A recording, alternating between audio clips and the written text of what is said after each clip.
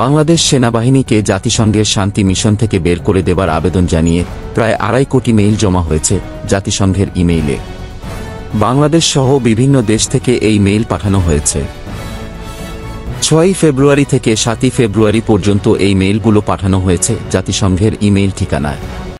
মেইলগুলোর অধিকাংশই ছিল বাংলাদেশ সেনাবাহিনীকে শান্তি মিশন থেকে বের করে দিয়ে নিষেধাজ্ঞা বিষয়ে। মেইলকারীদের অভিযোগ ছিল যে সেনাবাহিনী নিজ দেশে শান্তি ফেরাতে ব্যর্থ, তারা কি করে জাতিসংঘের শান্তি মিশনে কাজ করে। বাংলাদেশ সেনাবাহিনীর বিরুদ্ধে গুরুতর অভিযোগ ছিল যে সেনাবাহিনী দাঁড়িয়ে থেকে জঙ্গিদের হামলা দেখছে। অন্যান্য অভিযোগের মধ্যে ছিল বাংলাদেশে উগ্রবাদী জঙ্গি গোষ্ঠী সরকার পরিচালনা করছে।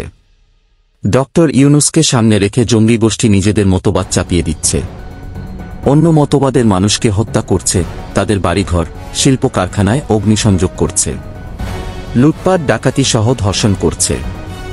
হিন্দু সম্প্রদায় সহ মুসলমানদের ভিন্ন মতের যারা আছে তাদের মাজারে হামলা, ভাঙচুর, লুটপাট করছে। আর এইসবই হচ্ছে সেনাবাহিনীর উপস্থিতিতে। এমতাবস্থায় বাংলাদেশে কোনো নিরাপত্তা নেই, মানবাধিকার নেই। জাতিসংঘের মুখপাত্র জানান যে ফিলিস্তিন গাজা নিয়েও এত মেইল আসে নাই।